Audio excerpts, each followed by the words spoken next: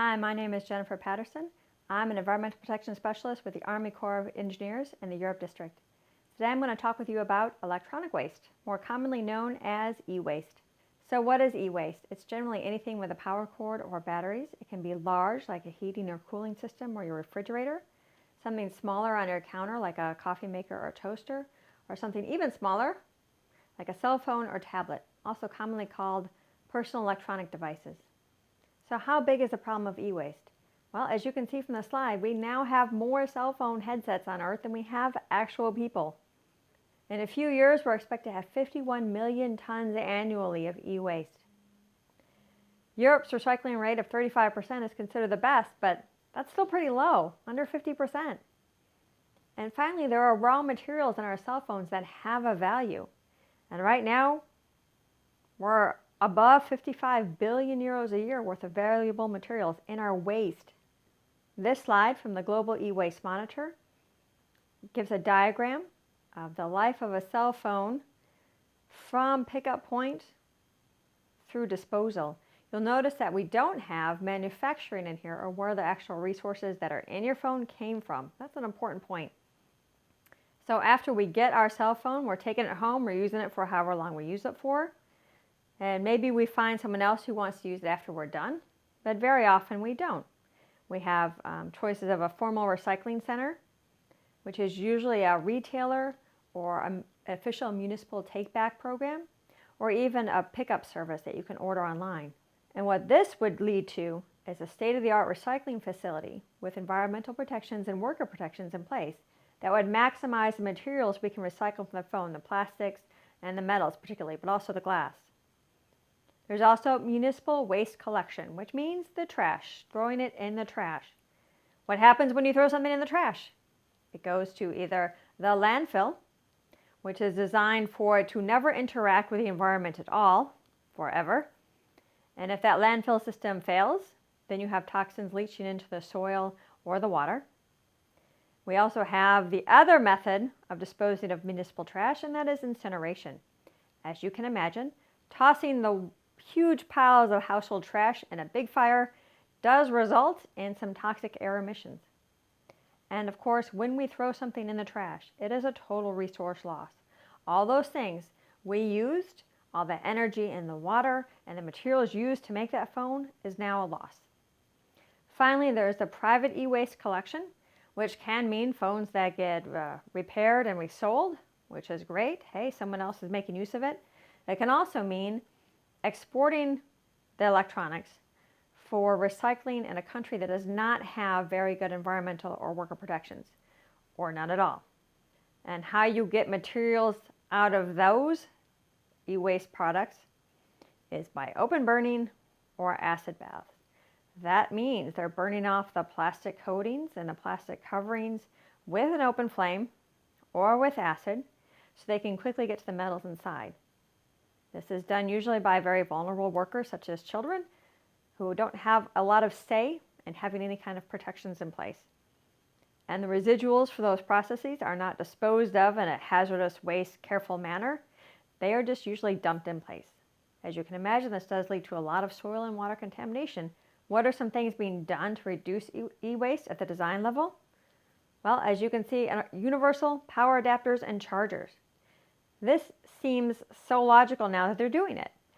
But when cell phones first were coming out, you can imagine, if you don't remember yourself, that every time you got a new phone, it had to have all new peripherals.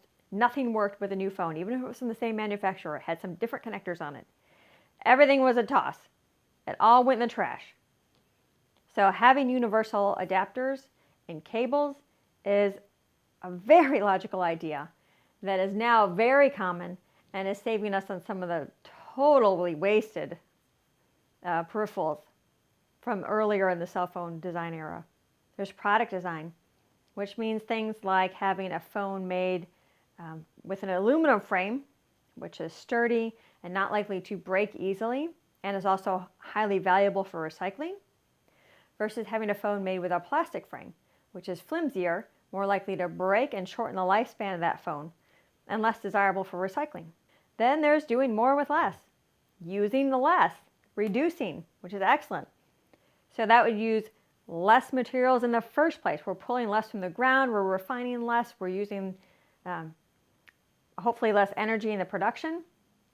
There is a negative flip side to this, and that is if there's less recyclable materials in a phone, it's less profitable for a company to recycle it. And that is an issue. Recyclers are companies. They need to make a profit in order to stay functional. So how long will a cell phone last? Well, as you can see, 21 to 24 months is considered the first buyer lifespan of a phone. That's it. Now, oftentimes we consider something obsolete when the software is no longer supported by the manufacturer, but 21 months, that isn't usually the reason. When something is obsolete for us, for cell phones, it's often for a reason simple, such as the new model came out and it's got a snazzier camera, or it's got 5G instead of 4G, or it's got better memory, something like that. Some feature of it is attractive to us as buyers, and we're willing to toss the investment we already made and the materials that have already been used and buy a new one. So I think that's worth thinking about. What really is making your technology obsolete? And that willingness to throw things out so easily is getting us referred to as a throwaway society in the West. So that means that instead of repairing things, instead of maximizing their lifespan with us, we're happy to toss them and go buy a new one. But when we say throwaway, what does that mean, away? Where is away exactly? Is it the land of rainbows and unicorns, where happy bunnies hop over the land that's now been replenished with all the minerals we extracted? That's pretty doubtful. Is it outer space? I know you all are learning about space junk right now, and as you are well aware, we already have a problem of junk in space. Nope. Right now, away generally means this. This is not what we want. We only have so much space on the earth for landfills, yeah? So we have to ask ourselves, what do we need to do so that we can get more of this? Long-term reuse of the resources we've already obtained. So you may be asking, what can I as an 8th grader do here? I mean, I can't vote yet, and it's true. But in a few years, please register to vote. Become a concerned, involved citizen who is involved in all their elections, even the boring ones. But aside from that, in the here and now, you do have a lot of power, and that is through your wallet. The companies that make personal electronic devices want you to be talking about them on social media. They want you to be buying their products. They want you to have brand loyalty for the next 80 years of your buying life. So you need to make them work for it. If you were in the 7th grade food waste program last year, you may remember the examples we gave of bottled water and organic foods. Two things that when I was your age did not exist. What happened? Because you can't avoid them now, right? What happened? Well, what happened is someone put them out on the market. Some consumer said, yeah, that's worth the markup. So the profit was to be made, so companies kept putting them out there. People kept buying them, for good and bad. Now we have organic foods available almost in any reasonably sized suburban grocery store, Europe or the US. We also have bottled water available everywhere. However, this can also apply to electronics. You, with your dollars, can decide what is worth having in a phone, not just the high-speed camera, not just the improved memory. Are you willing to pay a little bit extra for a company's phone that has a lifetime recycle policy that you can take back at any time and know it's going to get recycled at a high-end facility? If you are, let that be known. Google that. They check those Google search results. Ask people in the stores when you're going shopping for phones. When you make that something you are willing to pay for, even if it's a small premium, that is something that companies will make. Companies will not make something if you will not buy it. Another example, SUVs. Do you think there are so many SUVs in the world because so many people who live in the suburbs have a huge desire to go off-roading? No. Do you think car companies make SUVs because they like them? They like the profit margins. But really, they make them because people will buy them and they'll pay a lot for them. They'll pay a premium for them. Let me ask you a little thought experiment here. If every new car buyer were to declare, I will only buy a car that gets 50 miles per gallon or more next time I buy a new car. Won't even look at cars that do worse than that. Do you think the car companies would come up with many models that get excellent gas mileage? Yes, they would. This is something that can be engineered easily. This is not an impossible task. They will do it if people will pay for it. Power of the consumer. And you, as an American consumer, have a lot of power influencing how companies market products, develop products, and decide what is valuable in products.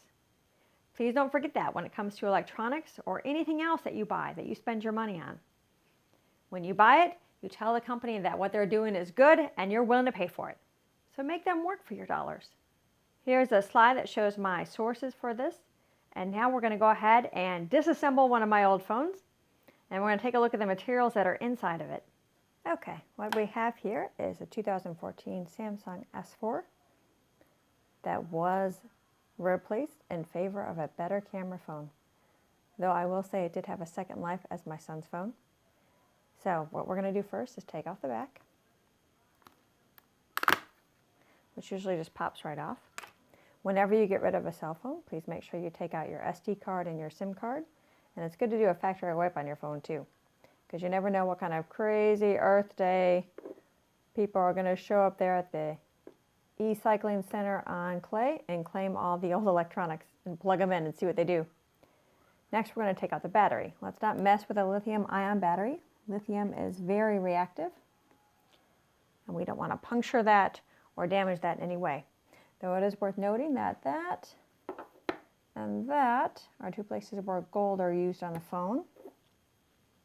Also, the lithium, besides itself being a metal that has to get mined, cobalt's also used in batteries. Cobalt is also mined.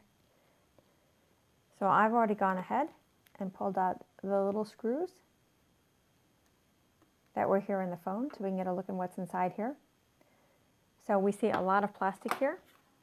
The back, as well as a lot of the body of the phone, is plastic. And if you were not aware, plastic is made from oil. It is a product of refining of oil. So all the plastics you have in the house are made from petroleum. So please keep that in mind when it comes to buying and throwing away plastics. We also have some aluminum here, another mined material. And you can see our cell phone camera. So lanthanum is a rare earth element that is used in digital camera lenses.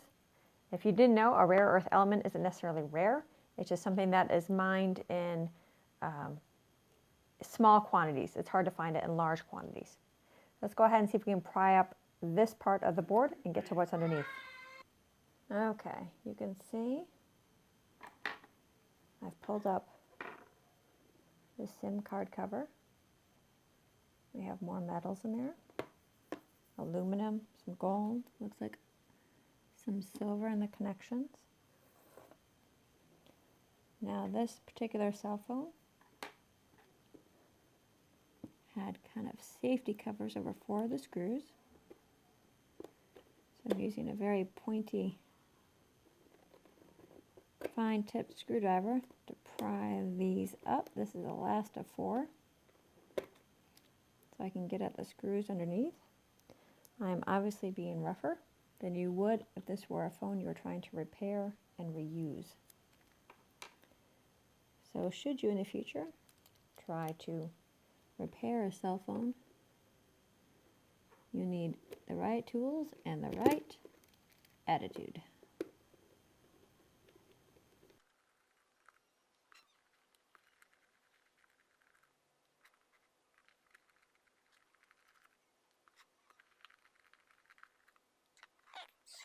Go ahead and pry up this layer here. There we go. So you can see we have some more gold plating. We have a lot more plastic.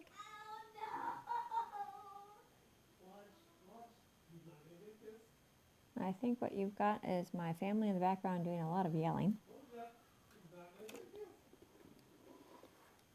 Down here you can see our charging port. Some very fine circuitry. Our speaker assembly was down here as well. That's what I just pulled up.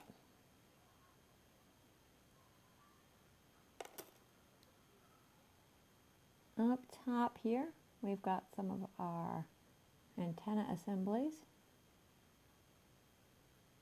Let's go see if we can get down to the next layer. Okay, now this just appears to just pull right off. Again, if you're attempting to repair your phone, you would be more careful than this. So, look at how many materials are on the circuit board.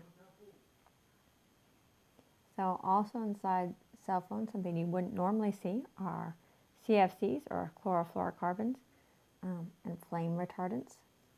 So again, these are all things that have an impact on the earth when it comes to mining, manufacturing, and disposal. Okay?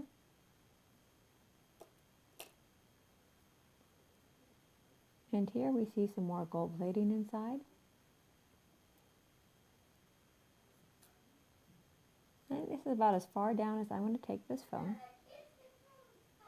You can see in a real recycling plant why someone would want to have covers over their hand to protect them, eye coverings.